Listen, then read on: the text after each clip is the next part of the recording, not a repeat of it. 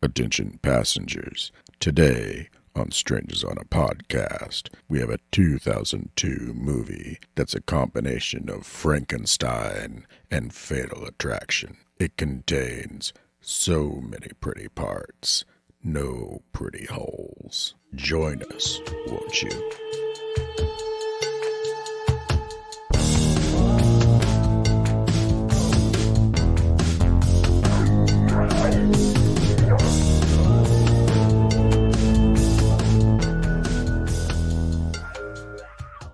Hello, and welcome to the movie car here at Strangers on a Podcast.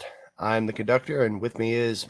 I'm Grimweed. Hello, Grimweed. Hello. We're called Strangers on a Podcast because we're two guys who don't know each other, and we're talking about movies to see how they bring people together. Are we going to drive each other nuts? Are we going to curse and scream one another out? Are we going to stay on topic? That probably won't happen. Well, might happen. It hasn't yet. Today we are talking about the one and only... May. From 2002 by Lucky McKee. Yeah, before we get started with that, I just want to say life has kind of thrown us a curveball this time. We can't record at the time of day we normally do. So there could be a lot of sounds that I'm unable to get out during editing. So if you hear background noises or whatever, it's our neighbors. So just forgive us on that one. By the way, if you hear any clicks and pops on the podcast people out there, yeah, we're not professionals and we aren't perfect at speaking over the microphone yet. We'll get there. And, you know, until you really help us out with the likes and the stars and the comments and tell everyone else about us, we're dealing with not the greatest equipment. Yeah, we bought this with what we had. And in my case was scrounge up and dig pennies out of couches and that kind of thing. In my case was using credit cards that I'll pay off. You know? So not a whole lot better, except for mine's paid for. Either way, though, here we are with May. What do you think of May, Grimweed? Is it one of your favorite movies? May is hard for me to really describe. Why is it hard where it falls on my favorite movie list? It has its own category for me. It's not a horror movie. It's not a drama. It's not a comedy. It is Angela Bettis giving a master class on how to portray mental breakdown. And she does very well. Yes, it has developed a passionate cult following, though, I think, since it came out in 2002. Unfortunately, all I was able to find as far as purchase in the U.S. is DVD, though. I haven't found anything else. I was trying to upgrade my copy of it and couldn't find anything. Everything that was like Blu-ray or whatever is all a different region and won't play here. So it's more popular overseas. Apparently. Well, that says something. We Americans have bad taste in movies, people. It's sad. I just don't know sometimes. Well, even doing a search on YouTube, trying to find commentaries or reactions or anything about it, I can find little clips. I can find a few people just talking about the movie, but there's not a whole lot there. I can't really find much. It's a hidden gem. Very much so. One might say. And a gem it is, though. When did you first learn about it? I was watching HBO late one night on my parents' cable, and I came across this bizarre film that I just immediately kind of fell in love with. I'd never seen anything like it, and I watched it from around the time May meets Adam in the laundromat to the end of the movie, and it just made an incredible impression on me with just how strange it is. And that's an interesting time to come into it because there's some kind of key parts that have happened already by then. There were. I rented this movie from Blockbuster to watch the entire thing with a friend. So did I. And then when that Blockbuster went out of business, I bought their DVD of May, and it sat on my shelf for many years until I wore out the DVD. Yeah, I first found out about it when going through special features on a rented copy of House of a Thousand Corpses. It was one of the trailers on that DVD, and as soon as I saw that, I knew I had to go and find the movie. Okay, yours is cooler than mine. I don't know how that's rented cooler. House of a Thousand Corpses, and there was a trailer for May. I don't think did Lionsgate put May out? I believe so. Well, first of all, May was directed by Lucky McKee in 2002, and it was a small movie with a low budget. Same director that did All Cheerleaders Die. And December, and The Woman, which was a sequel to The Offspring, starring Pollyanna McIntosh as the woman, which also featured Angela Bettis. So Angela Bettis and Lucky McKee have a kind of symbiotic film relationship, I think. They do work well together. They do work well together. I think Lucky McKee just knows talent when he sees it, and he keeps writing parts for her. And thank gosh he does, because I love me getting to see Angela Bettis' performance. The performance in May is phenomenal. I've seen other things she's done where it's like, yeah, I know she can act and she didn't do bad. But if I really want to see her just knock it out of the park, I always go right back to May. It was a small production. It was shot in LA, as is pretty evident from watching it. Also starring in the movie, besides Angela Bettis knocking it out of the park, we get Jeremy Sisto. Clueless. There was something where he played Jesus. He was in 6 Feet Under on HBO. And he was, I think he was even on Law and Order, or one of the Law and Orders.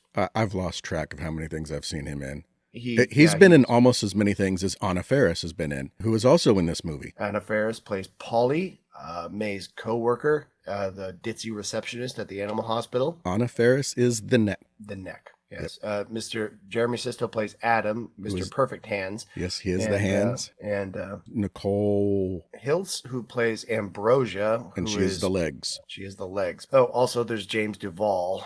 He's in it, but not much. He's not in it much. There was also a cameo from the director, Lucky McKee. A couple of them. I just know the one where May is standing in an elevator going up to her apartment. Yeah, and remember later when she's coming out of the apartment and the elevator, or if she's going back to her apartment, the elevator doors open and there he is again with that same woman. Yeah. And another person who starred in the movie who I think is great, and I like seeing her in everything I see her in. I think she's famous most for, that really impressed me, was the movie Brick, which was directed by Rian Johnson, who was the editor on this picture. That's the same Rian Johnson who went on to do The Last Jedi and Looper. So that guy. Anyway, the actress's name is Nora Zehetner. I probably pronouncing it wrong. It might just be Nora Zetner. She plays Hoop, who is Adam's girlfriend towards the end of the movie. Has a small part, but it's a memorable part. She is the ears. But what is the movie about, Grimweed? We talked all about Angela Bettis' performance. We talked about the stars. It is about a young woman with some personality issues. She's a young woman with some self-esteem issues brought on by a combination of really shitty parenting and a lazy eye that forced her to wear an eye patch over her good eye when she was small to try and strengthen her bad eye. She has kind of this weird connection to a doll she was given as a child. Named Susie. Yes. And Susie does not come out of her case at all. But she seems to talk to her doll and believes she's holding conversations with it quite often. It kind of the doll lives with her like a roommate. Yes, she does. When May couldn't find any friends as a child, her mother gave May the doll as a means of to try to cheer her up and say well, you know what, sweetie, if you can't find a friend, you know what I always say is if you can't find a friend, make one. And she gives it to May, and May goes to open the case to get. Oh, she doesn't even let May open the present. No, May tries to open the present, but when she's trying to unwrap it, she tears the paper, and her mom gets upset and says, "Now you've ruined it," and takes it away from her. Finishes unwrapping it and gives the nice little glass case that the doll is in to her and says, yeah, here's your gift that you couldn't even be bothered to unwrap well enough by yourself. May goes to open the glass case so she can hold the doll like a child, and her mother says no. And doesn't she smack her hand away? I believe she does. It says, no, she stays in there. No, Susie doesn't come out of her case. She always lives in the case. Or something like that. Yeah. So the movie starts with that. And this poor little girl in the eye patch. And this monologue with Angela Bettis seemingly talk to the doll, talking about you've been my best friend my whole life, but it's time for me to make a real friend, somebody that I can hold. Mm-hmm. And the rest of the movie is this awkward woman who has never really had a real friend, never had a boyfriend or anything else, trying to go from basically a grown child to an adult woman overnight, and the mental stresses it creates and shatters her psyche. It's not an easy is that an easy enough explanation? I think I'm hoping. Well, the way I always put it is it's just about a young woman looking for love. And that is obviously a humorous oversimplification. But Yeah, in a and sense, because that's really what it she's boils only down just to. looking, she tells the doll, "You've always seen me." In the very beginning, she says, "You've always seen me." And really Yes. she's just looking for somebody else that can see her for who she is and not see her for her apparent flaws or for what she perceives as flaws that are keeping people away. And you said she's a grown child, which has a lot of bearing on the film itself because that's a pretty good encapsulation of her character. She has all of these trials and tribulations that make us who we are, that many of us take for granted. She was denied those. She was a complete outsider her whole life, and that's left her very naive. And she views people who aren't outsiders like her. She views them as perfect people, Or at least especially parts of them. ones. May's complicated. No, That's putting it mildly. see, May has it's like she has this obsession with parts of people. She doesn't really see people as whole people in no sense because she never saw herself as a whole person. She was always just herself and the Yeah, I think. she learned very early certain parts are flawed and you have to Hide them. hide the flaws and only look at the good things. So when she starts looking at people, she's only looking at the good parts that she can see and not any of the rest of the body. That's why Right. when we were talking about who is in the movie, it's this person is the hands, this person is the neck, this person is the legs. This person is the arms. Speaking of the arms, that is one hell of a hairdo. Oh my gosh. Yeah, that's Another thing we'll get back to eventually. if you want to see a guy with a really far out hairdo, you can watch James Duvall in this movie. That's it's there's not much else to say about it. It With looks a like character name of Blank. his name is Blank, which hopefully is a nickname or something. Or Well, he has with some the way he acts, he is kind of a blank character. It's like, here is just this weird, we need to have who that. wanders into the movie at this Yeah, point. just we need somebody to wander in that kicks things off, but can't be anything that sets them apart other than some random person that might be on the street that has a little weirdness to them as well, that makes May connect. And that hairdo is his weirdness. It would seem, but it's a surface weirdness. But yeah, like you were saying, May only sees people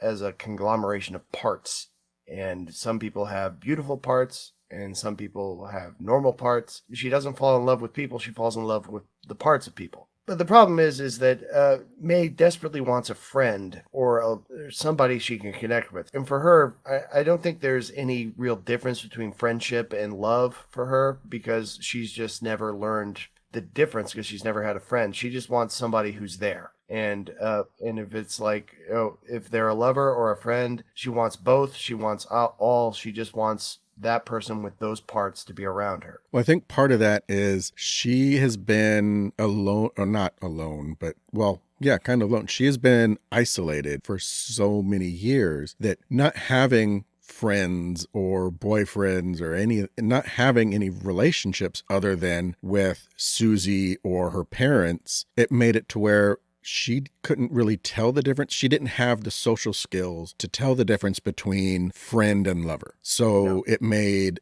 any kind of friendship connections really awkward at times because the reactions have a weird, other than Ambrosia, the reactions all are played as a child that doesn't know the difference. Mm-hmm. And she knows I'm not looking at them sexually, but I don't know how to express that in any way. So all I can go by is what I see TV, movies, or other people on the street, how they express themselves to people, which is usually more PDA than just, hi, how you doing? That's the thing. I don't think I got the impression May's never even seen somebody kiss in a movie. I don't know if how isolated her parents kept her, or maybe they never let her watch an old romantic movie. They're like, she's never seen Gone with the Wind where Rhett kisses Scarlett or anything. But I didn't get that impression. I got the impression that she'd seen it in the movies, and like when Lucky McKee's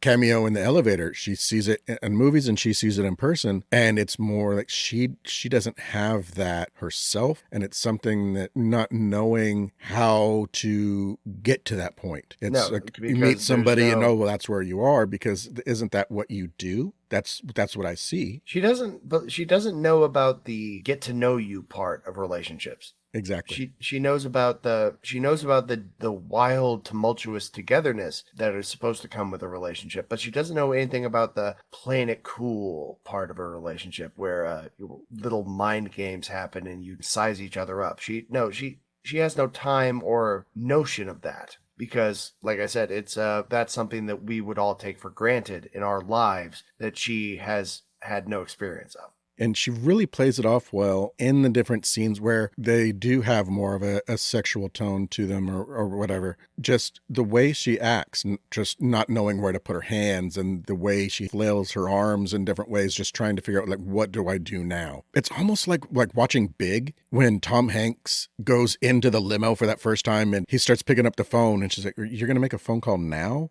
And he's just starts searching the limo as a kid, just exploring the space. Mm-hmm. Her in those scenes is that same thing, not knowing, just that awkwardness. I don't know what to do.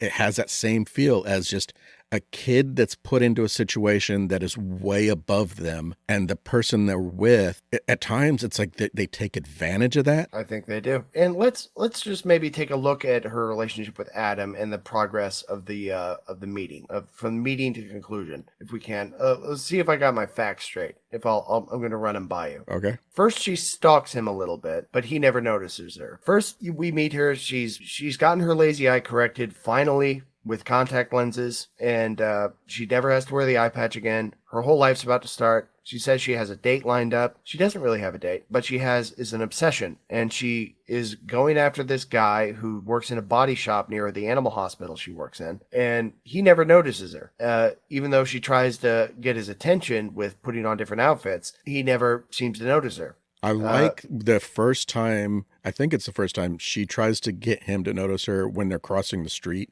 And just as she's about to get to him, he turns away to light a cigarette. Mm-hmm. And it's just one of those turns, like, turn away so you can block the wind so it doesn't blow your lighter out. But it's just so perfectly done that it's almost like if you didn't know better, you would think he was trying to avoid her. But then she makes a really pretty shirt that she wears with no bra and follows him into a coffee shop where she tries to get his attention by always trying to lock eyes with him across the room in some fashion. And May is an amazing seamstress, by the way. We should just say that. She can make some really cool things. Great costume designer on this movie. She's trying to get his attention wearing this amazing top that is, I believe it was red. So she's sitting there being the woman in the red. And he's sitting there reading a book about Dario Argento in this coffee shop. And he falls asleep there in the coffee shop with his hand up in the air. May goes over to his table and rubs her face on his perfect hand just to feel it on her face, because that's part of the dream she has of this man, is to be touched by these perfect godlike hands that she sees him as having. He wakes up as her hair touches his face, and she falls on her ass there in the coffee shop, scared shitless, and runs out because she's so embarrassed. Before she gets to there, though, can we talk about that little walk she does to get some sugar for her coffee? When she gets up and she's trying to get his attention and kind of entice him, she gets up, and I think it's one of the best scenes of just her trying to be something she's not. She gets up, and it highlights that whole awkward, childlike trying to be an adult. Just she gets up and tries to do like the little sexy shake her hips and just like a sexy walk, and fails miserably. But it's so well done, just the way she gets up and does it and tries to be like, hey, yeah, look at me. And the whole time, if he really was looking at her, he would just be laughing his ass off. Possibly. You feel sorry for May a lot through the film, I think. Oh, yeah. 100%. You feel sorry for her up until she says, I need more parts. But anyway, with Adam, now, okay, that's their first encounter. Then they have a meet cute at the laundromat, okay? And what goes on there is he walks into the laundromat. She gives him some detergent in a cup because he doesn't have any. She accidentally spills detergent on him, and she giggles, and they get along, and they talk. May tries to be natural with him, but it just comes off as she's like, he sort of sees right through this act she's pulling, where she's trying to act all grown up. I think he starts her smoking. He starts her smoking, which is, I think, is another time of somebody taking advantage of somebody. Exactly. Because she didn't smoke. She clearly had never smoked when he gave her the cigarette, and yet he kind of pushes through with the whole, yeah, just puff, just do this. And then when he leaves, gives her the pack and says to practice. Yeah, practice. So, which, I mean, it's kind of a sweet moment if you just take out the whole fact of he's telling her to go smoke more. To me, that sort of makes it sound to me like for Mr. Perfect Hands jerk, he doesn't see her as a person that he wants to get to know. He just sees somebody who he can play with, and he can just he wants to see what he can get her to do and what he can make her, how he can make her react. So in a way, he's like an egomaniac who doesn't have any real interest in her as a person or in seeing her. He just wants to push her around a little bit. And on their next date, on their first date, as it was, what does he do that's so romantic? Is he going to take her out to a restaurant and wow her? Is he going to take her dancing? No, he takes her to a rusted out car frame and sits with her inside the car and eats nachos. Well, and even that, I don't think he even lets her have any nachos. I don't remember her eating at all in that scene either, but no windshield, a jar of salsa on the dashboard. The dash just outside the windshield, and he's just dipping chips in every now and then, and every time he does, she just locks her eyes on his hands. Which says to me he's apparently not interested in taking her out on a nice date. I could be wrong there. Maybe it's just, oh, these people are quirky and they're showing, and this is their idea of a date or something. But no, I don't care how quirky you are. If you meet someone as beautiful as May at a laundromat and you have that cute of a meeting and you get her to smoke, you at least buy her a steak dinner afterwards, you jerk. There is a conversation about she says that she had never had a boyfriend and said something about being weird, and he says that he likes weird. And then they go back to his apartment and he tries to freak her out with his mixed media collages of weirdo pictures and text and what have you. Very Argento inspired, but I think the whole going back to his room thing, well, not that I think, I don't know, because each time I watch it, I got a different feeling about this. Do you think he was taking her back to the room to go all the way? I don't think so. I don't think that was really the plan at the time. I think it was because it was right after she talks about being weird and nobody liking her because she's weird, and he says he likes weird. And I think it was a way just to show her all the things in the room that he isn't normal. I guess in his eyes, he's just like, no, I'm not normal. This is the shit I'm into. Oh yeah. And if you think you're weird, look at this. Because when she walks in, he does say, "Does this freak you out?" Yes, but that's the thing. May isn't being weird to freak people out. May is being weird because she's weird. He, on the other hand, he seems to revel in his weirdness and try and use it to try to get a reaction from people. And when he encounters May's weirdness, it's too much for him. Yeah, it's a different level of weird. It completely is. On their first date, he pretends to stab her with a toy knife, which... it's like one of those toy prop knives where you stab somebody and the knife retracts into the blade, or the blade retracts into the handle. He picks it up and looks her dead in the eye and says, "I'm a maniac," or something. And I brought you up here to kill you. You found me out. I'm a maniac. And then he stabs her with the fake knife, and she the entire time is just looking at him lovingly, doesn't flinch or anything. But that just says to me again, like his character Adam is being an immature jerk because he's not taking her very seriously, and he is again just playing around with her instead of actually. Well, I don't think he knew at that point. I don't think he realized what he was in for. And it wasn't until a little later that he realized, okay, she's a little bit different than I thought. I think at first he thought she was kind of more like the quirky weird and not just a weird. But then he ghosts her for a few days. Well, before that, after he stabs her or pretends stabs her in the stomach, she takes his hands and in this weird hypersexualized just, okay, now you're going to stab me in the chest, and not like rips her shirt off and things. Just the look on her face was like a look of ecstasy when she slowly draws the knife into her chest. And then she turns it around on him. Yes.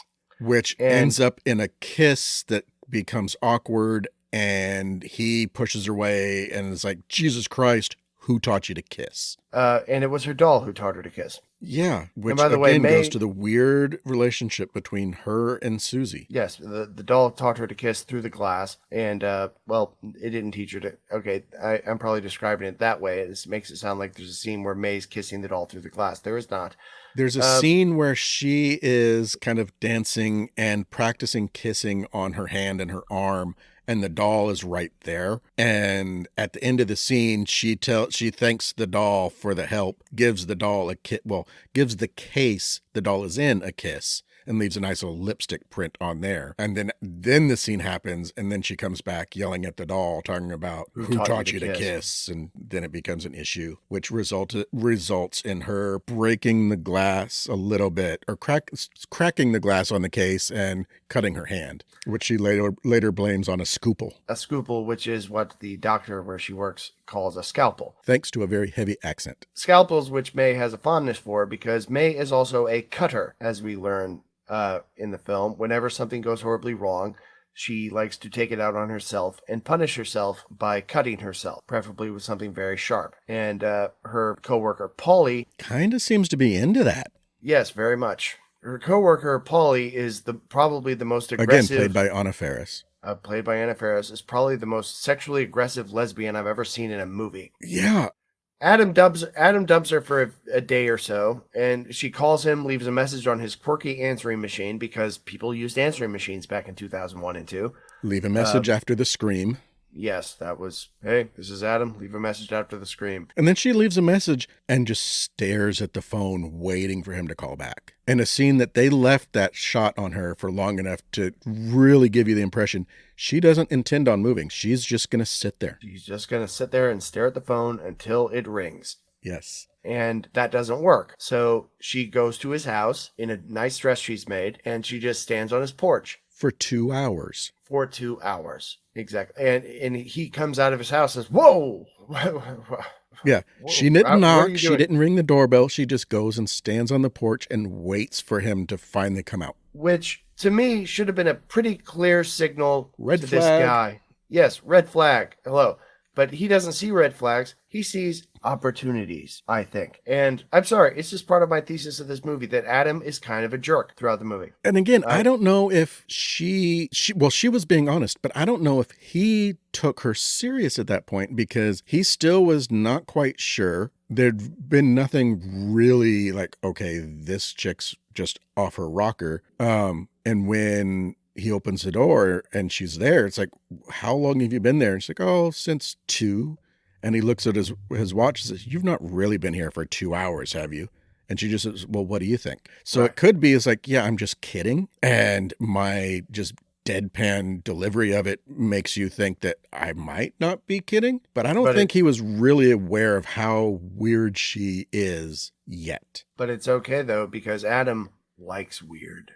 Yes. This is when we find out about the movie that he has been working on, which is why he hadn't called her back yet. Because he's been busy with the movie. She shows up with all these red flags, and he still keeps taking the bait, because apparently he wants something out of somebody this weird. Okay, look, he's a guy, and she is an attractive young woman who apparently likes him. That automatically means she's got the advantage, and he is probably going to suffer just because he's being a guy, which means he's already dumb as hell in the situation. I think that means she's going to suffer a little more than he will, but fair enough. Well, she's the one who has to put up with that dumbassedness. Yeah. I just mean, just as far as what you're getting into, guys have a tendency of seeing an attractive woman. Well, at least all the ones I've met in my life, we have a tendency of not thinking quite clearly when there's an attractive woman involved in the situation. So you're saying he was thinking with his dick? Yeah, he was trying to get laid. Exactly. Yeah. And she is a grown child. So excuse me if I just have to point out that there is a huge power imbalance to this relationship. He either doesn't get it or he willfully ignores it. I think he doesn't get it. I think he just doesn't get it yet. I think you are giving him far too much credit, because she has shown herself to be. She's also an attractive woman. I think it's after his movie. After his movie, I think that is when he gets it. Gets it. He has to find out the hard way. All right, first let's talk about the movie. If you haven't gotten Adam's character by this point, he is a quirky horror film nerd who he reads books about Dario Argento, he talks about Argento films, and he says he's working on movies. How familiar are you with Monty Python's Flying Circus? I'm relatively familiar. Do you remember one of the skits where it was this idyllic kind of pasture scene, and they're all in the nice white clothes and the piano and everything, and it just turns into a bloodbath? The guy's playing the piano and the thing comes down over the keys and his hand, like, it cuts his hands off, and just all these weird things happen that are very much a precursor to the Black Knight, where just, okay, this limb is gone, but the person's still going. It's a lot of that kind of thing. I think at the end it shows someone laying on the ground with a tennis racket stuck in him or whatever. Yes. But that scene, how it played out with just this idyllic scene and then going into that bloodbath. Whenever I see his movie, it's just like they took that scene and put a sex twist to it. Yes, I call it the Hanky Panky movie because that seems like the most popular song they could afford for the film was Tommy James and the Shondells' My Baby Does the Hanky Panky. What the movie is you see this happy couple that in black and white, like skipping through the forest on their way to a picnic, and they lay out a blanket, sit out down the picnic, and they start making out on the picnic blanket. And they don't have any picnic basket with them because they are the picnic. Yeah, he bites her neck and she starts bleeding, and she eats his bites finger, a finger off, which May finds far-fetched. And they proceed to devour one another in kissing cannibalistic bliss for the duration of this short film until it says, pretentiously at the end, it says Regia, Adam's stub. And during the movie, it cuts back and forth between the movie and Adam and May on the couch. And each time it cuts back to them, something a little bit more gruesome has just happened. And each time she's looking more enthralled, and it's like she's getting more and more attracted to him. And during the movie, Adam's looking at her like there is something a little different about her. She is not quite right. But as of right now, it might be my brand of not quite right. And it brought them together enough to where it's like, hey, now there's this cute girl that she's into me. I'm not quite sure the reason, but she's into me. This might be my chance to get a piece. And then she tries to take a piece. And considering the power imbalance, he's a jerk. They go into bed. He takes charge of the kissing because May is so bad at it. And well, okay, he's actually kind of sweet at that moment because he can tell she's awkward and she is out of place, and it's not just he's gonna hold her down and take advantage of the situation. He kind of stops her and says, okay, just breathe, relax. And he doesn't like grab her arm and push it down on the bed. He just kind of realizes she doesn't know what to do with her arm, so he just kind of gently just here. And it is played as a very sweet moment until she bites his lower lip. Yeah. And she bites it so hard that he has to pull away, and he's bleeding profusely out of his lip, and he sprays blood all over May. She starts rubbing the blood on her. Exactly. And saying, it's just like your movie. And he says, May, what are you doing? I need a towel. She tries to hold his hand and make him touch her lips and smear the blood on her lips or something. Well, she tries to bite him a couple more times too. And he says, May, this is weird. And she goes, you like weird? He goes, not that weird. And bails. Yeah. Which now he knows. Up until that point, I don't really think he knew what he was in for. That is giving him way too much benefit of the doubt. Oh, he knew he was in for weird, but I don't think he knew he was in for that kind of weird. Nope, way too much benefit of the doubt. He was basically going after a physically mature 12-year-old. And he... Well, yeah, but he didn't realize she was that emotionally immature. He should have worked a little harder to figure it out instead of just trying to cure her with his penis. Oh, yeah, I agree that he took advantage of the situation, but I disagree with he knew more. I think he was still not sure what he was in for until she drew blood. Grim, I am disappointed in your blatant Adam Stubbs apologism. No, because I will sit and I will watch horror movies all day long. Sure, no problem. I've seen things that I was coming home from school one night and was taking the exit. A tow truck driver had been hit by a car and was in more than one piece in the road. Yeah. I've seen some pretty awful things. Yet if I was going to make out with someone and they bit me to the point that they drew blood and it turned them on, I'd shy away too. Yes. There's a different level of weirdness, and I can accept some weird, but yeah, I'm kind of with him on that one. Because it's not like when you're thinking, okay, yeah, she's weird. weird, you're automatically thinking that's the level of her weird. And levels of weird is a recurring theme throughout the movie. Because after that with Adam, well, let me just say things go from bad to worse.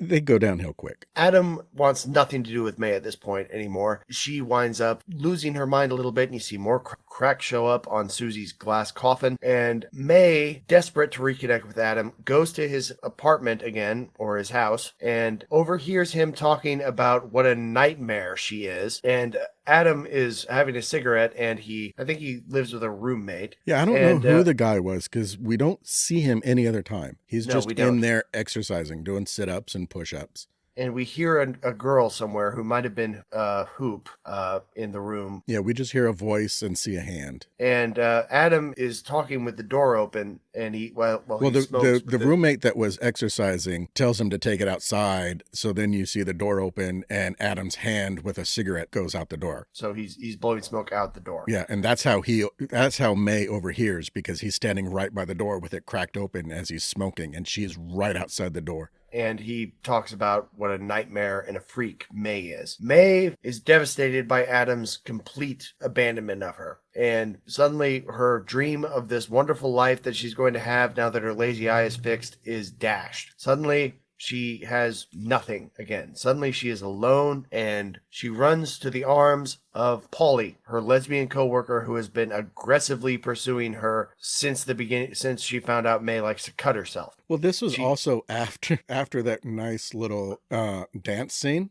Yeah, where Polly makes a very not so subtle joke, or innuendo. She basically just invites May to have sex with her right there while they're dancing, and then tries to cover it up like it was a joke. It's very crude. She leans in and not really whispers, but she kind of leans in her ear, just says, "Do you like pussy? Cats? I mean, pussy cats. You dirty thing." May runs to the arms of Polly and allows Polly to consummate her infatuation with May upon May. Does she, though? I believe she does. Because it goes to a point where Polly basically just seduces May, has her dress unbuttoned, and is kissing her and working her way down her body. But then she puts her hand up around May's face, and May sees that giant mole on her finger and now looks disgusted. And then the scene ends. Yes, but it ended with her at Polly's place. It didn't. I think if there was going to be an awkward reversal, this movie would have reveled in the fact, and it would have.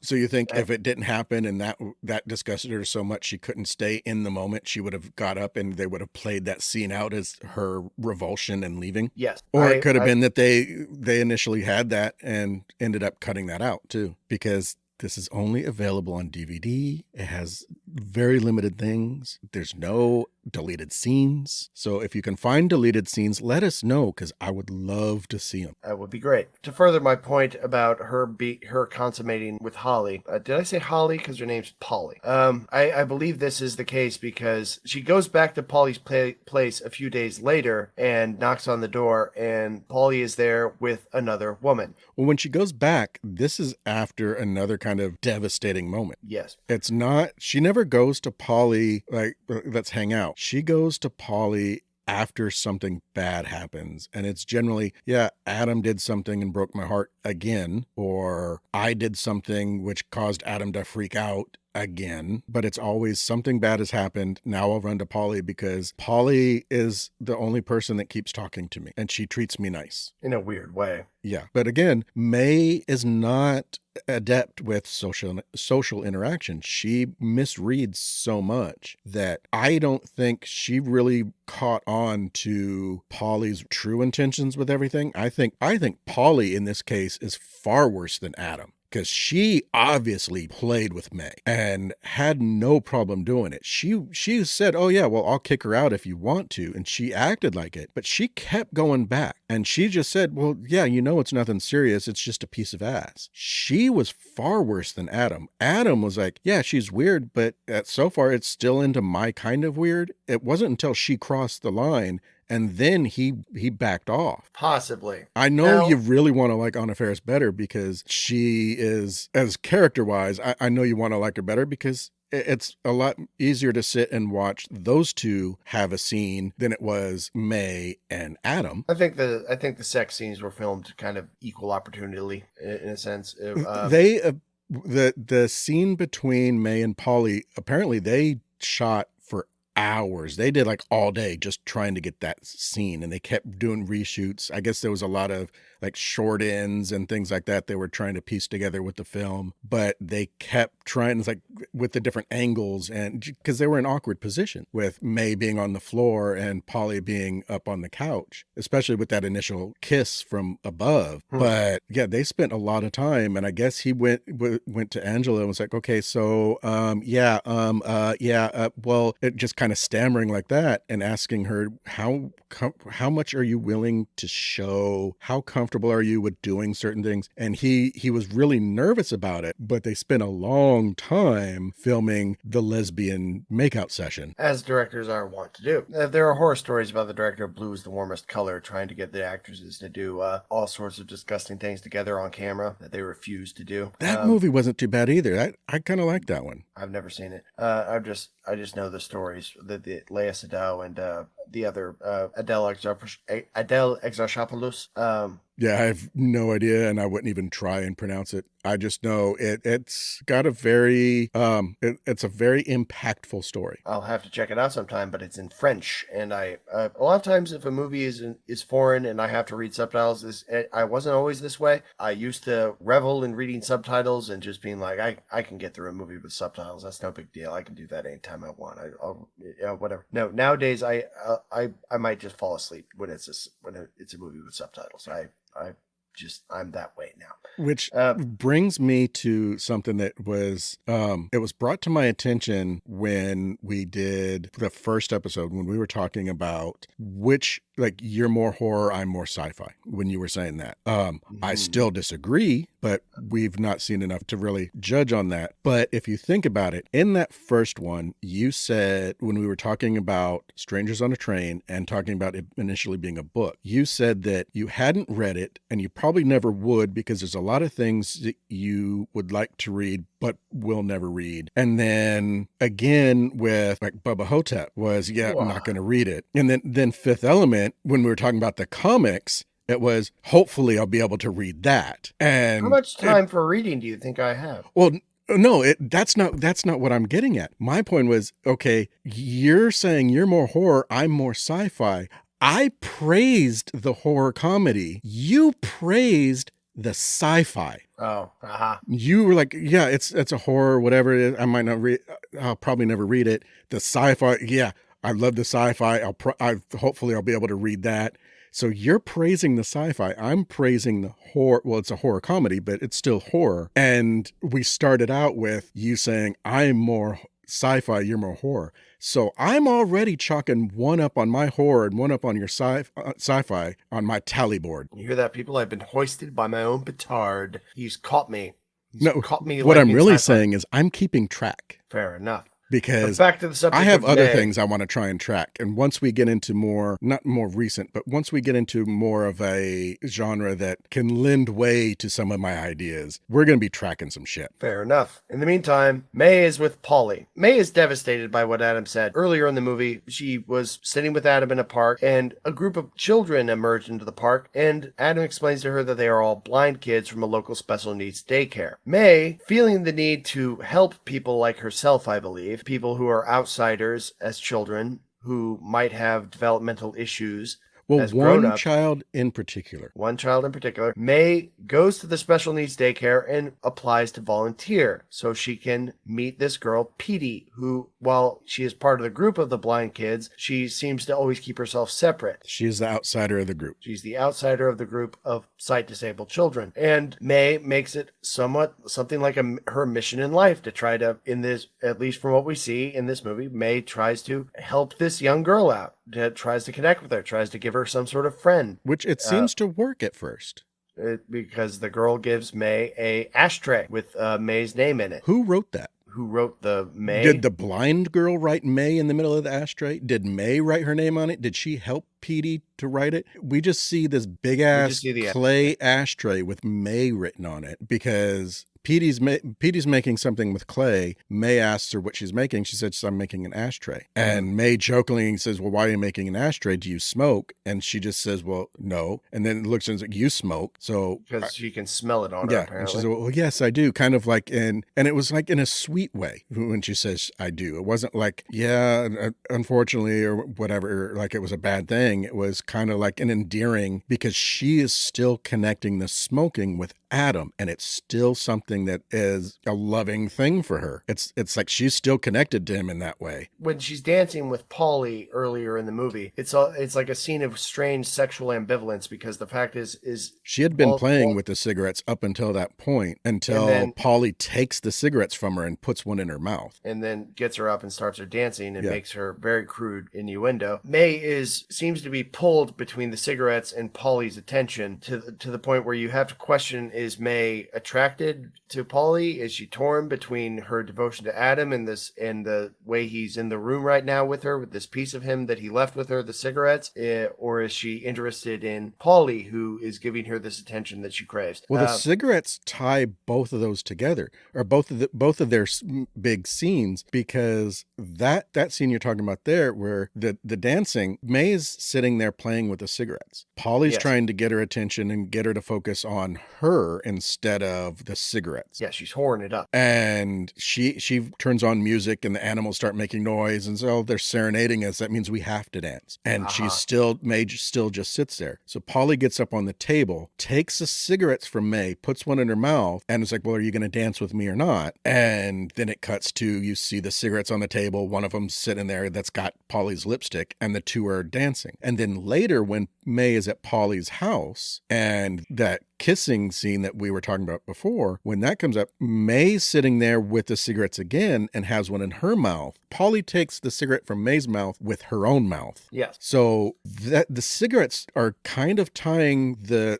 tie with Adam to the sex from Polly. And I think that's kind of helping for May to blur those lines a little, because she's having this attraction to Adam, and it's tied with this, while also this other feeling is coming in. And it helps because she's got no experience. It helps kind of twist things and get her fragile psyche just a little bit more fragile. Well, I see the cigarettes as a thematic element in that she got them from Adam, and in a sense, they're a part of Adam. Yes. That he's left in his life with her. They're very tactile, and there's something that he would touch with his hands a lot. So she would be able to play with the cigarettes and think about his hands. But May is something of a collector, I think, as the movie goes on, because everybody just sort of dumps things on her. Like, Adam gives her the pack of cigarettes, and the cigarettes are like this memento she has of Adam. Polly gives her a whole cat. And Polly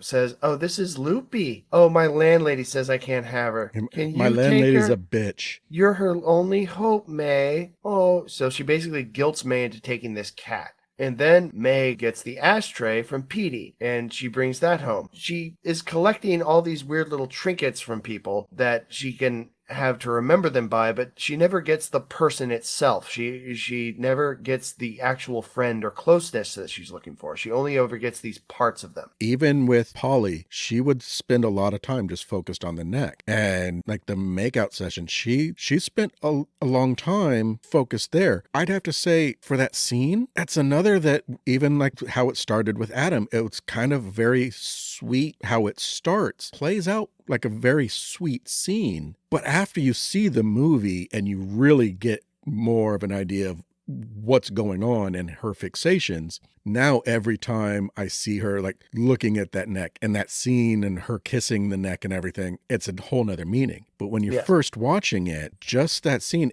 it's a rather sweet. She knows there's things with necks and different body parts, and it kind of plays out like she's that hesitant, timid, not quite sure about kissing her on the lips, because I've already been, well, who taught you to kiss? Right. And like I said, it does play like a very sweet thing. at that point. But it changes later. Oh, does it? So things have gone horribly wrong with Adam. Things have gone horribly wrong with Polly. May at least has the volunteer work she's going to be doing with the blind children. She brings Susie to meet the blind kids to maybe, I don't know if she's going to try to explain to them how they can have friends who aren't friends, like she's trying to do for them what her mom did for her, where it's like, oh, if you can't find a friend, you should make one. If you're volunteering with blind kids, why would you bring something that they can't touch, set it in front of them, and then just say, can anyone tell me what this is? Because May clearly hadn't thought this through. And say, can anyone tell me what this is? And they even say, how would we know?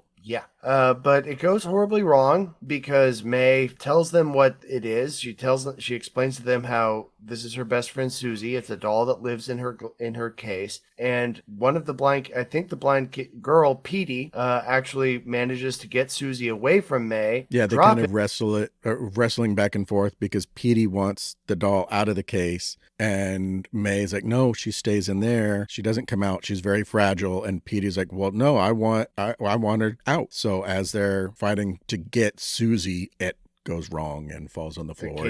Glass shatters, breaks all over the floor. And this is where the movie gets a little far-fetched for me because all the blind kids would have heard the glass break. Mm-hmm. They knew. Well, that's how they knew that the doll was out because the glass broke. Well, I think a blind kid would have been a little more conditioned not to get down on your hands and knees near broken glass. Because that's what they all do. Yeah. And the teacher knew and even says a glass. And her and May, all the adults are rushing to try and stop the kids. May's actually not trying to stop the kids. She's trying to get the doll. To her, Susie is a real person. Yeah, her only friend for her whole life, essentially, has been this doll. Over the years, she's given the doll a personality. It has its own voice in her head. May is trying to get Susie. Susie is being torn apart by blind kids. May is getting glass on her hands and fingers. May starts to cry and tries to wipe her eyes with glass on her fingers. And it goes horribly, horribly wrong. There's a point in the movie, I think, after Polly has betrayed her and after Adam has left her, she gets sick of something the cat's doing, so she uses the ashtray. She throws the ashtray at the cat and kills it. Yes, she had a bad day. She had a bad day, and she's trying to get the cat to come over to her, and she's like, I need a friend right now. Just come here. And the cat won't, and hisses at her and goes into the bathroom. So she gets upset and throws the ashtray and crushes the cat's skull with it. I believe that was after she had met Ambrosia. I think so, yeah. So yes. This was before the glass all over with the kids and everything. This was before that. She had the dead cat in her arms. Yes. And her eyes started to burn or whatever, and she's rubbing her eyes and starts crying. And then the next scene cuts to her laying on her couch with a dead cat laying across her lap, and on her face she had doll parts covering her eyes. And then Polly calls, like, where are you? The doctor's kind of upset. You haven't shown up for 2 days. What's going on? And then May gets up and looks at herself in the mirror, and you see the bloody eyes. Right. And I think this is supposed to portray May at her lowest point, because it's not long after that she meets Blank, and she seems to heal up pretty well. There's no evidence of lots of pretty parts, no pretty holes. Yes, and that's holes, WHOLES, as in whole body. Yeah. Except for if you have subtitles on. The subtitles say holes, HOLES. Some of them, but yeah. Anyway, May goes people watching after recovering her sight. And she's seeing all these people with pretty parts, but nobody is an entire pretty person. And she's just sitting there smoking at a bus stop when a punk walks up and says, "Hey, good looking," or more or less. Yeah, he jumps over the back of the bench and looks at her and then asks her if she's okay. And then she says, "Lots of pretty parts, no pretty holes." I'm not going to get deep into her relationship with Blank. I'm just going to say she likes the tattoo on his arm. I think you've already said that he came off as weird based on his hair. She was able to relate to his probably outsider status to some extent. Yeah, and it was somebody paying attention to her. And he asked like what her name is and everything, and she's like, "Oh, it doesn't matter." It's like she's just super depressed, and he's just trying to be nice. And he says, "I'm just trying to be friendly," and Yeah.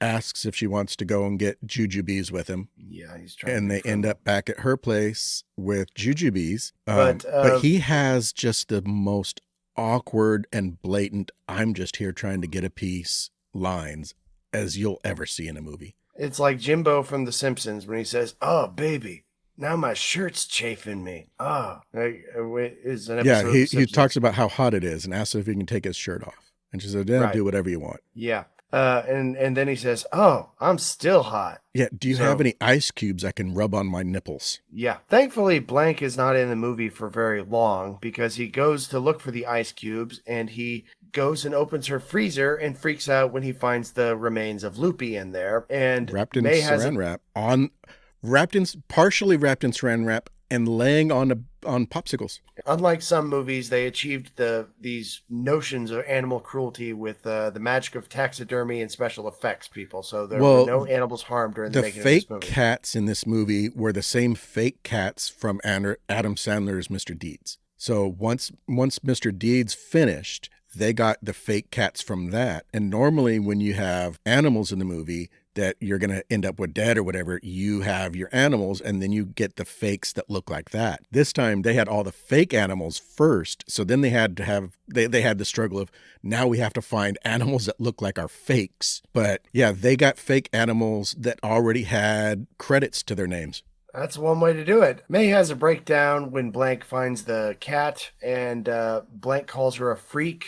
May explains how she still needs friends and stuff, and Blank says, "I'm not going to be your friend, you." Yeah, now that you know my secret, can we be best friends? And Blank gets stabbed in the forehead with, I think, scissors. Yeah, he puts his hands up because she's coming at him with scissors. He puts his hand up to defend himself, and she stabs him through his hands into his head. And thankfully, Blank is gone at that point. And May has crossed the line. May has decided to stop putting up with the abuse. She has decided to stop putting up with the people just using her for a moment. She's tired of being rejected. Now she's doing the rejecting. Yeah, and I think this is when like the music is going and then suddenly it just stops. It's like you have this nice little tune and it stops dead. And she just says, "I need more parts." Yeah. And that one line, just the way she delivers it, will send a chill down your spine. And she goes about getting more parts. And May's voice has changed. She no longer speaks hesitantly. She no longer searches for her words. She has a lot more confidence in her voice now. She has a lot more confidence in her voice. She speaks with purpose. She speaks with personality and a fully formed personality, I should say. She's no longer this nervous, shy child. She is now a woman with a purpose. Then she goes to work and she has to put up with Polly and Ambrosia. Ambrosia is, first of all, Ambrosia is the ditziest person that you can imagine. But this scene starts with May taking measurements of Polly. She is measuring her neck and her shoulders and everything, taking measurements for a blouse Polly. She's going to make. Yeah, under the guise of, "I'm going to make you a new blouse to make up for the awkwardness and my attitude when I came over and saw you with some bimbo."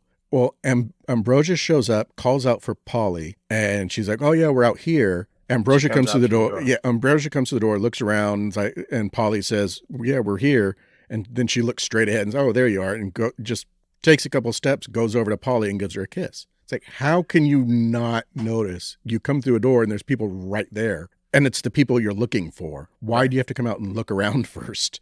Maybe she was on drugs. I'm going to sit here and pretend I haven't missed things right in front of me 100 times or something. But anyway. Well, yeah, but when you walk into a courtyard, there's two people in it and they're just a few feet in front of you. And those are the two people, or one of those two people is who you're looking for. Yeah, I would hope you wouldn't miss them. Anyway, Ambrosia is part of Polly's life now. And May is just putting right up with it. while she surreptitiously pockets a few surgical supplies from the table, like bone saws and scalpels. Things are escalating quickly for May, and she's stolen surgical equipment. She has decided to get more parts, and it's going to be Halloween night. She goes to make her outfit for the night, and she dresses up as Susie because, as we mentioned, Susie has been a real person her whole life, and now May is that real person. May is personifying this personality, Susie, I think, and well, you want to talk about maybe how May is just her voice has changed. yes. This is a really good example of her voice and her confidence level and everything changing, because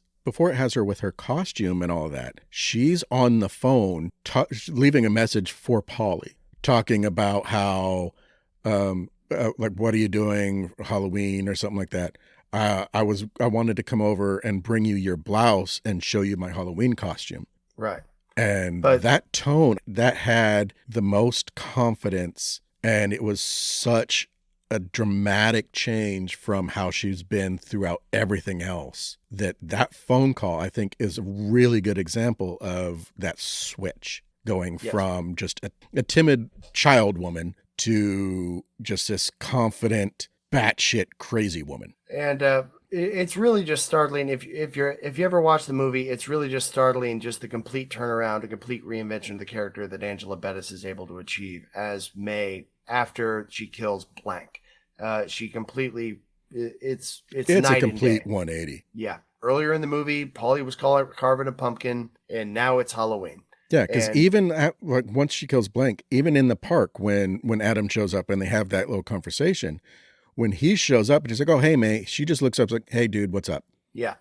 It's not like anything, "Oh, hey, Adam." It's just, "Hey, dude." Yeah. We get to see May leaving her apartment dressed as Susie. Her face is Beautiful she's wearing dress.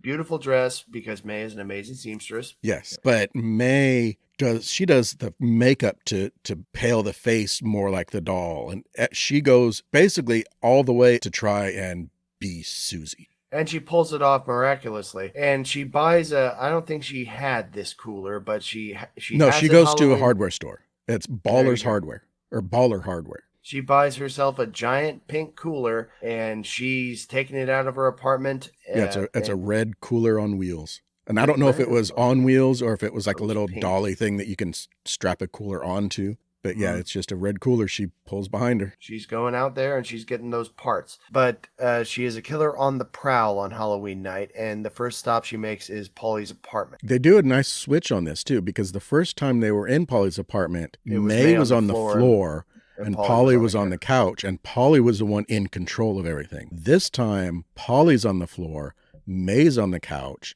and May's got control. And May has scalpels. Yeah, that too. And Polly relaxes back into May's hips as she just sits there, and May shows her the scalpels. They talk, and May listens, And May's kind of caressing her neck at the same time with these scalpels in her hand. And Polly's like, "Yeah, I know you wouldn't hurt me."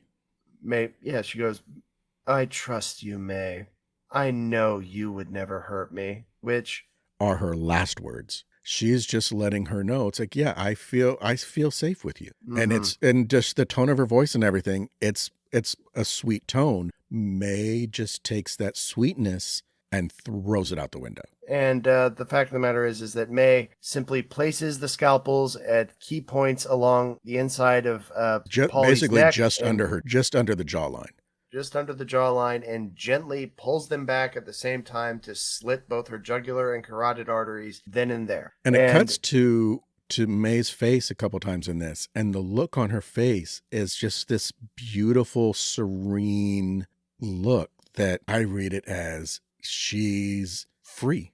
It's like she knows her purpose. She knows what she has to do now, and she's got the beautiful part. She's getting the part she needs and is happy. And there's some beautiful shots in this from that point. I mean, there's some beautiful shots all the way through, but from when she steps out of that elevator until she ends up at Adam's house, there's a lot of really beautiful shots. And she does end up at Adam's house. So I'm guessing we're spoiling this one too, because ultimately this movie does have a happy ending. From a certain perspective, yes. I was the look on your face right there. I was so waiting for you to say, "Are you fucking nuts?" No, I know exactly what you mean. Or are we going to go to a certain point and Let's then go to the point where Adam has to end his scene performance, and then let's just say we'll wrap it up there. Well, I think we can go a little bit further. We don't necessarily have to say how it ends, but we can go a little further. Oh, okay. We can try. May gets her neck, she gets the legs, and she goes to Adam, and she knocks on the door. And it's Halloween night. Adam opens the door. I think he's either dressed like Jesus or he's dressed like Julius Caesar. I think it's I Jesus. think it was Julius Caesar is what they were going for. Well, either way, he was dressed as somebody from way long ago.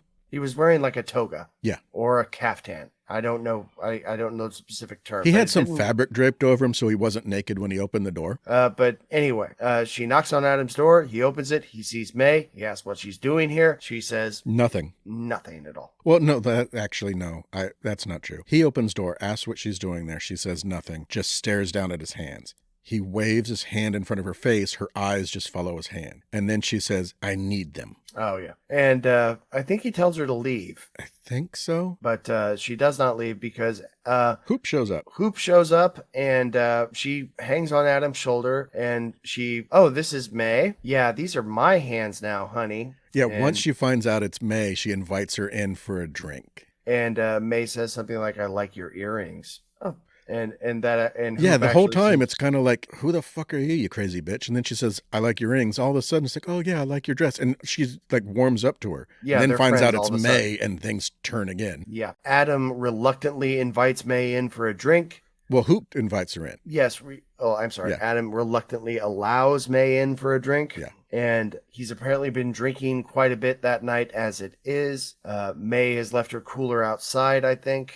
I don't remember seeing it at all when she was standing on the porch, but I don't know if it's just because the shot was too high or what. Mm-hmm. And she sits with Adam. Well, she's sitting across the table from Adam, watching his hands as he plays with that prop knife from earlier. Which gets a little smile out of her for a moment, but she quickly pushes that back down, I think. Yeah, she asks Adam to touch her face, and he looks at her like, what the fuck are you talking about? And his girlfriend is like, yeah, Adam, touch my face, and goes and sits on his lap. And May is like, yeah, you need to stop. Those are mine. Stop. Don't do it. And she's like, yeah, these are my hands now. And May doesn't like that. May does not like that at all. Things escalate slowly but surely until Hoop walks over to May. Well, Hoop falls on the floor at one point. Hoop falls on the floor because she goes to get off of Adam's lap and falls on the floor. And he just kind of looks down at her and is like, yeah, whatever. And doesn't try to help. So May gets up to go over to her and offers her hand to help her up. Yeah. But was May helping her up, or was May just saying, oh, here? She was 100% setting her up, but she went over to help her up off the floor. Yeah. Then Adam rises and May is standing there with Adam and Hoop, and May just looks at Adam and stabs Hoop right in the throat with one of her scalpels. Yeah, she keeps telling Adam to touch her face, and he's like, fine, whatever. And he reaches out in like a pointed finger and just kind of touches her on the forehead. And May grabs his wrist with one hand and with the other hand shoves a scalpel into Hoop's neck, which freaks Adam the hell out, and he pulls away from May, and blood is spattering all over him. And cut to May walking into her apartment with a bloody cooler. Yes. And should we stop there? No, I think we can go a little further because she's got the parts. She's got all the parts, and it shows May showery, not lasciviously. Well, it is an interesting shower scene. It's her in the shower washing the parts. So it's an odd mix of sexuality, gore, and horror and comedy. Yeah, it was a nice fake out scene, I thought. Yes. But yeah, she puts the pieces together and she builds this person like a doll with Adam's hands, Blank's torso and arms, Polly's neck. But I think that's as far as we should go unless we want to tell them the true ending of May. I think we can skip what happens and just go to, it does have a happy ending in a sense that at the end, whether it's actually happening or if it's just in May's weird twisted mind, She does get a friend that sees her, responds to her, and it ends with May with a very serene, happy smile on her face. But that's all we can say. And if you want to watch it, you should. 100% go watch it. It's a great movie. If you haven't watched it yet, watch it. If you haven't watched it yet, but you've sat this long and listened to us talk about it, why? Because we've spoiled quite a bit of it already. I think May is a unique and a very I think it was a high watermark for horror of its time period. I think it has aged like wine. It's a movie I can watch over and over again and always find something different in it. The train is coming to a stop and it's time to say goodbye here in the movie car. We hope everyone out there. I mean, we still have a couple things. What do we have? Well, one, our standard, if there was anything you would change. Oh, if there was anything I would change, I'd fix the continuity errors that you brought up so people wouldn't have to learn about them and have their love of the movie tarnished. I don't look at that as tarnishing. I look at it as it gives you something else to look for. Because you can watch the movie over and over again. Continuity as far as the arm thing, he left it in for the simple fact of if your attention's dragged away from that, we didn't do our job, so it doesn't matter. So it's not that big a deal. And he ignored it. But that doesn't mean you can't take your own meaning from it. So you can look for certain things and like, okay, well, if that was intentional, why would it be? What would you change? I think this might be one of those movies where I could look past every continuity error, look past everything, and kind of like Bubba Hotep, where the only change I would make is change its popularity. That would be a good one, too. She does such a good job in this movie that you can't help but want to have more of that. Even with her demented, psychotic self, you want more May. You do. Unfortunately, though, we only get so much. But I think that is a credit to Angela's ability to have this character that is so problematic, and you still want more of it. You do. It's also just a credit to her charisma as a performer and her just ability to make this really oddball character just so magnetic and just so utterly watchable, even though she's doing these incredibly awkward things. And even though and then when she takes a turn and starts doing these incredibly psychotic things, you have to watch her and you have to find out what's at the end of this story. And she makes it really hard for you to take your eyes off of her. So where would this fall on your favorites list? Where would it fall on my favorite? It's up there. It's up there for I keep it. I have a horror movie section to my physical media, and I keep May prominently displayed in my Frankenstein section. A very fitting space for it. Right next to Rocky Horror Picture Show, and between Rocky Horror Picture Show and Young Frankenstein, I think. Where does it stand with May? May is one of those movies when I'm trying to see somebody's threshold. There's a few movies that I'll play. If you didn't know already, then you haven't listened to past episodes, and why not? I really like Bubba Hotep. Indeed. Bubba Hotep is one that if I'm testing thresholds, I'll play that. I will play May, and I don't know which one I start with. It all depends on the person. So I'll put one in, then I'll put the other. And if both of those are okay, then I might go with House of a Thousand Corpses. And not because I think House of a Thousand Corpses is up there with May and Bubba Hotep, but testing a threshold, I think if you go from Bubba Hotep to May to House of a Thousand Corpses, that's enough of a jump to where if they can follow you with that kind of a jump, you can go anywhere. That's a fair assessment. So for you, May is almost an assessment tool for how you gauge other people's reactions. Very much so. If you can't hang with May, then there has to be a very specific reason. If it's a movie that's too much for you, then you're not going to be able to hang with anything else because May is not too much. I think it's just enough at just the right times, but the way it is done is it's gorgeous filmmaking. Yes. I think it's one that should have got way more attention than it did. It should get way more than it ever will. And hopefully one day we'll get a new release of it that has some of those extras and deleted scenes because Lucky says he still has every cut. So it's still a possibility we can get some more. You hear that, Scream Factory? Get out there. Yeah. You hear that, Criterion Collection? We want May. We want it now. And if either Scream Factory or Criterion's listening, why haven't you commented? Let us know. Thank you. And on that note. Yeah, so We have some more things coming up soon. We're not going to tell you what's coming up next week because this is that special season we talked about before. So this is all surprising. We know what's coming up, but you won't. The train is coming to a stop, and it's time to say goodbye here in the movie car. We hope everyone out there in podcast land was able to get a little bit of new appreciation for the movie we talked about just now. Thanks to everyone who listened and downloaded. We love all of you. Make sure to, again, like, subscribe, comment, leave stars, hearts, whatever the rating system is on wherever you listen to us. If you're on YouTube, even we're on there. Like, subscribe, comment, tell your friends about us, or criticize. Constructive criticism is welcomed. Thanks to everyone listening. Thanks to you for actually doing this podcast with me, because doing this podcast it's given me a reason to go back and do something that I have had a passion for years, and just watching and learning more about movies and horror movies and just getting back into that. So it's kind of revived something that I've been missing for quite a while. So thank you for helping me get out of that doldrum and back into something that I actually enjoy. Well, thank you as well. No, you're a wonderful foil for my craziness. It's still early. You might switch that and like, okay, he's the crazy one of the two. But yeah, on that note, again, like, subscribe, comment, give us hearts, stars, ratings. Thanks to our mutual friend, and everybody should just, you know what, just try to be good to each other out there. We're all stuck together in this crazy train, and we're all we have in here. So bye for now, folks. Thank you, and good night.